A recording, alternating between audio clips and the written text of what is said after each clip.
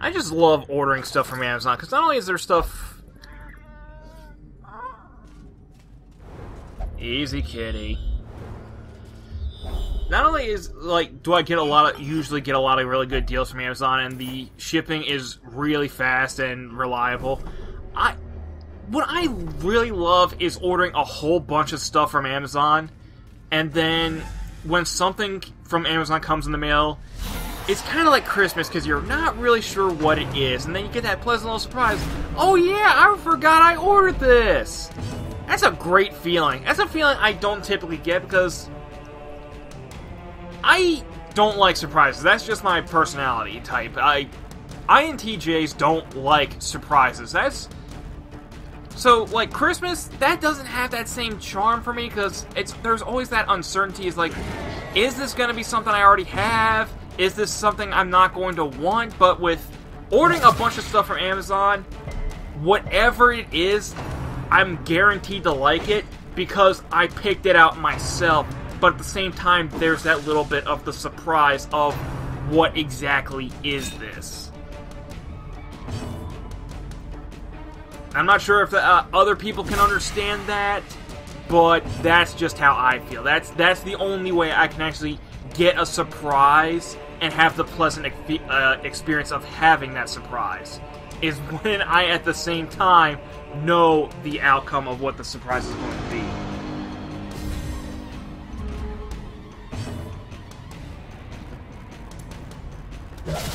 Well struck. Also, hopping back to Harley Quinn, the Suicide Squad trailer just popped. Oh my god, that movie looks like hot garbage. Oh man. I'm actually, the thing is, like, you constantly hear people, like, whenever, like, something gets bashed on the internet, then someone always pops up, well, that's the internet, something always horrible, there's always people saying horrible stuff, even if it's good. I'm like, yeah, and then again, there's always there's always a lot of people who are defending the bad stuff, because that trailer looks so bad, and people are, like, going off as like, oh, what are you talking about, this trailer looks amazing! No, it's not! It's very First of all, the movie looks really unattractive. It looks grimy. It doesn't look... It's one thing to have a dark-looking movie, but that movie just looks like it has a layer of, like, greasy film on it. I think I've said this before, it's like, it looks like a Hot Topic threw up on that movie production. I've probably said that a whole bunch of times.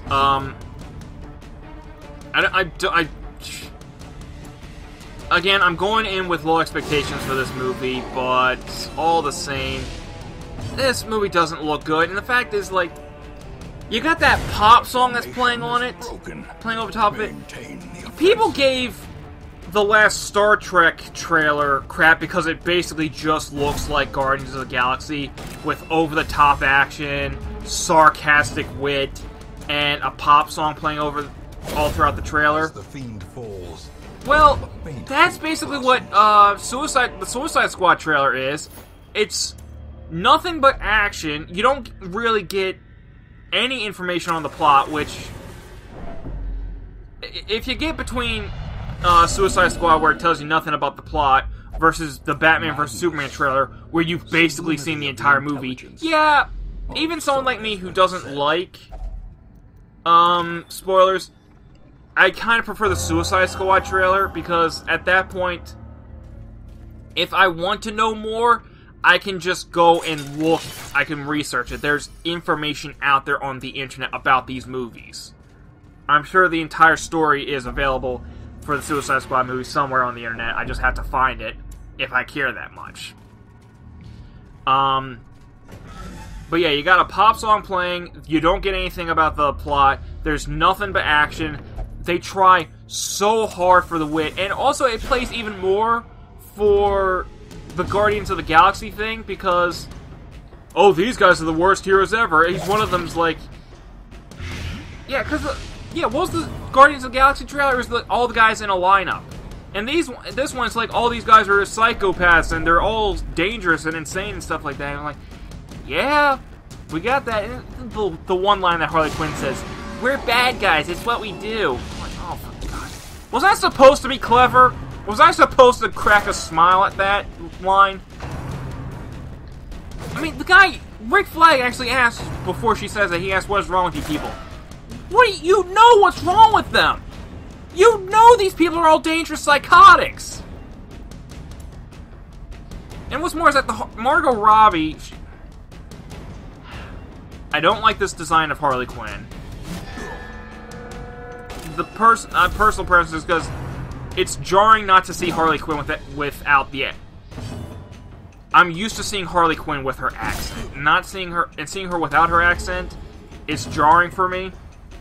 Also because of the fact that she seems less playful crazy and more lulz so random crazy. Because there's a difference. This looks like the kind of Harley Quinn who's just gonna make pop culture references and internet memes. It looks like she's trying way too hard to play crazy as opposed to just being crazy. The acting doesn't look good. The writing, from what I've seen, is horrible. And the thing is, like, people are always going to be... There's people out there defending this movie right now. It's like, always making the Heath Ledger comparison. Like, I didn't judge Heath Ledger too harshly because, first of all, I wasn't familiar with Heath Ledger too much before Dark Knight. Second of all, yeah, I didn't see what he looked like. I didn't see any acting from him. I've seen what Joker looks like in this. I don't like what he looks like.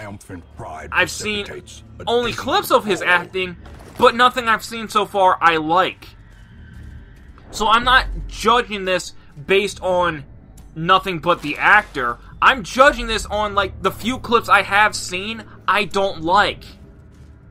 So I have evidence to support my position of not liking this movie. This movie doesn't look like it's going to be good, and the fact is that I'm positive this is another example of Warner Brothers and DC trying to play catch-up to Marvel, is that they're taking one of their niche titles of Suicide Squad, kind of like how Marvel has Guardians of the Galaxy, atypical protagonists, borderline villainous, the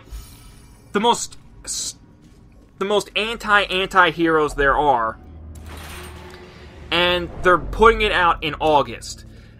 Guardians of the Galaxy broke records, box office records, when it came out in August, and I'm thinking Warner Brothers is hoping to match, and they're really hoping to surpass those box office records that Guardians set.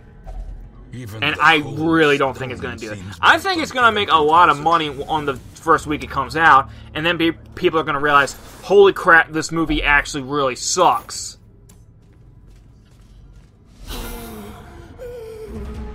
I was initially like, okay, this guy needs to die fast. I hate that guy. Also, my cultists look like, yeah, he's gone nuts. I'm not paying too close attention to this. I'm actually recording this in post. What the hell was I saying? So, anyway, yeah, I initially thought that Suicide Squad was actually going to be... It wasn't going to be a good movie, but it was at least going to be better than Batman vs. Superman. Because from everything I've seen in that movie looks like it's going to be absolute horseshit. But at this point, I think that Suicide Squad is going to suck just as much as BVS. You have 2 DC movies coming out this year in 2016, and I'm not excited for any one of them. Meanwhile, you got 4 Marvel movies coming out, and I'm hyped for Deadpool. I've been hyped for Deadpool for the past 10 years. I'm looking forward to Civil War. That trailer looks great. Doctor Strange, I know nothing about that movie other than Benedict Cumberbatch is in it, and I'm not that familiar with the man's work.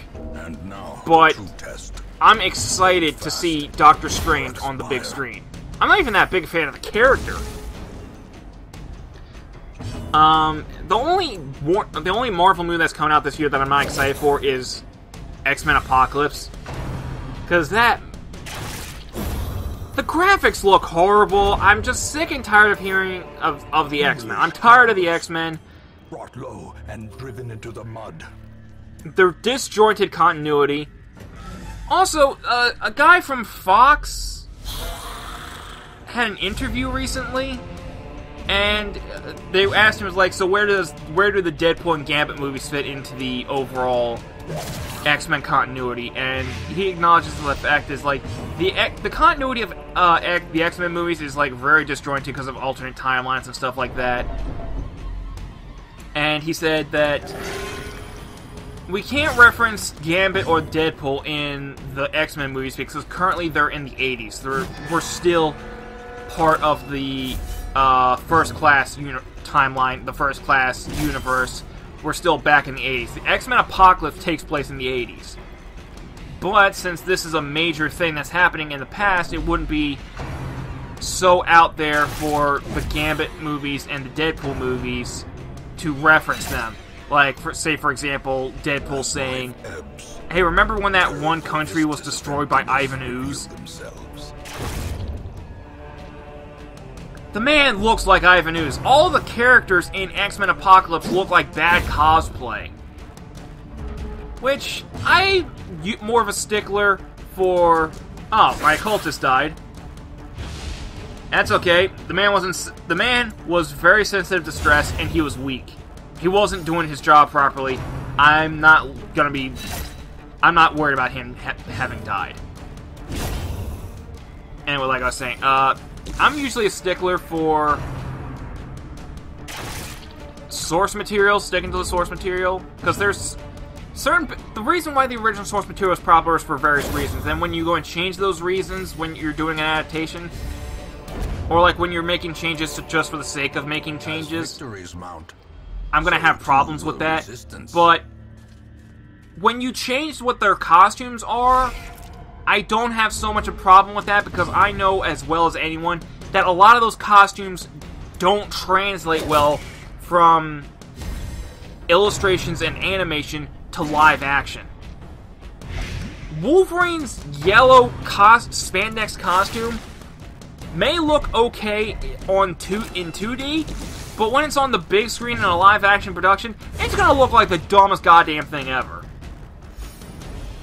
And it also especially works with like characters like Cable, for example. That guy has like shoulders the size of basketballs. Confidence is a slow and insidious it doesn't. That stuff like Psylocke has her leotard in Age of Apocalypse. And what, I don't even know why the hell I call it Age of Apocalypse. It's X-Men Apocalypse.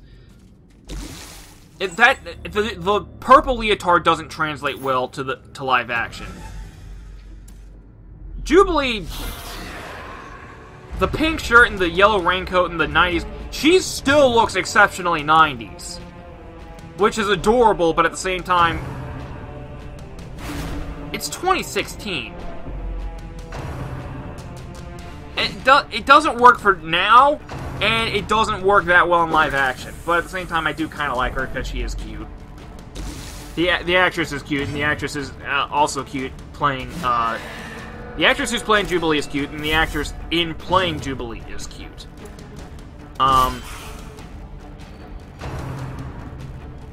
There are movies I'm looking forward to, there are movies I'm not. There are movies that I think are gonna suck. And two of those movies that I think are gonna suck are being put out by DC and Warner Brothers. Teetering on the brink. I hope my Man-at-Arms doesn't die here. But wait, aren't you recording all this audio in post? Yeah, I don't remember if my Man-at-Arms dies here.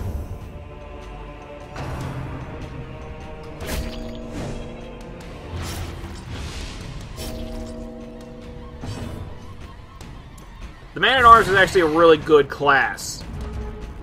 Except the thing is, he's probably going to die here because you still got 3 more guys for him to kill, and I don't have a healer now.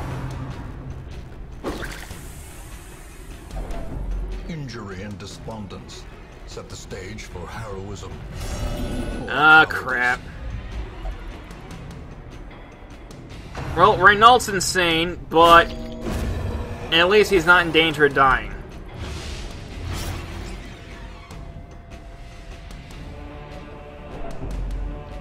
Willoughby, And Willoughby gets afflicted with masochistic too. Those who That's... covet God. injury find it in no short supply.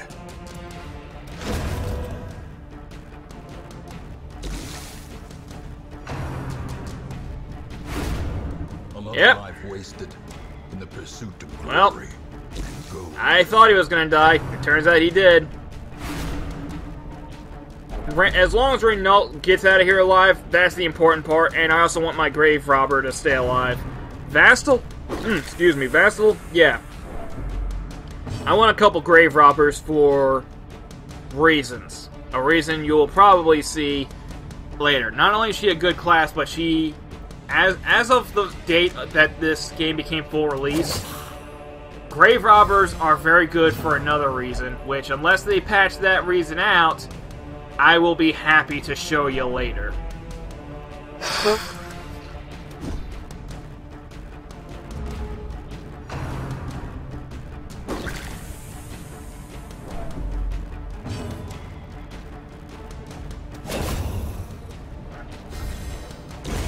The slow death, unforeseen, Yeah. unforgiving. Time to leave. More bones return to rest. Devils remanded to their abyss. I feel sorry I lost the Man-at-Arms. I don't feel sorry in the least that the Occultist is dead. The Occultist is not a bad class, but that Occultist wasn't that good.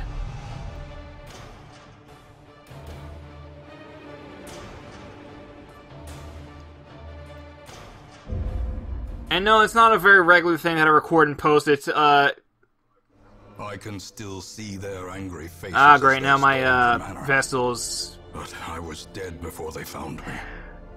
Now she'll only flagellate herself. I think that's what that said.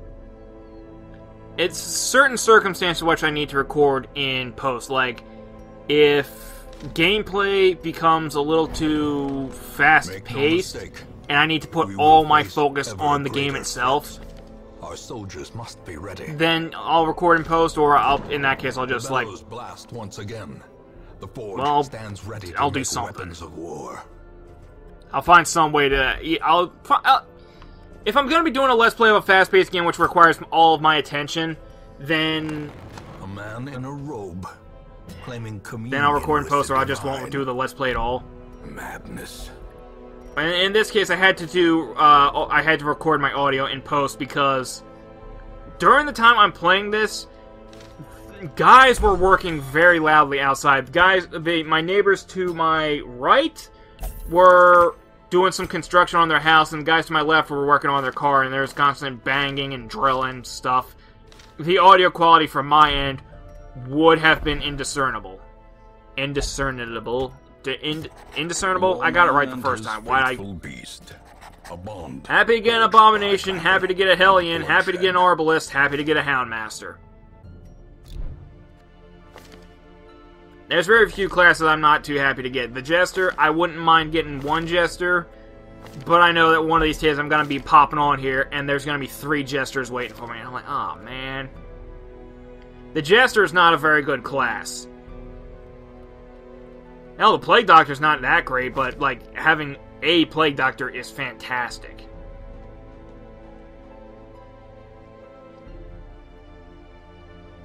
The Occultists aren't that good of a class either. I'm still waiting for the Merchant. The Merchant is the last core hero class that still needs to be released. They said that the Merchant is going to be released along... not exactly in...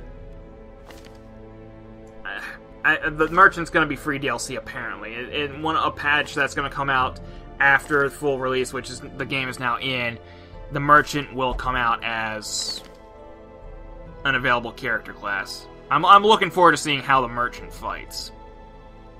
If the Merchant even functions as that kind of character at all. Why wouldn't it? If you ever find me repeating stuff that I said in videos, like if I say something in one video and then later on in that playthrough, or later in another video I say the same thing again in another playthrough, I do earnestly and sincerely, wholeheartedly apologize for that. That's a result of me having a very small circle of friends, but each one of those friends is in a different circle unto themselves. So I have conversation with person A, then I have an almost identical conversation with person B, and then person C, and the way that my mind works is that I often have to practice thinking ahead these conversations ahead of time. You ever talk to yourself in the car? I do that. I do that on my way home and on my way to and from work. So, and not to mention, how many times do I speak like this during a video recording only to find out, oh crap, debut or OBS or whatever crapped out, or I forgot to hit the record button, whatever, and I've just been talking and it's not recorded.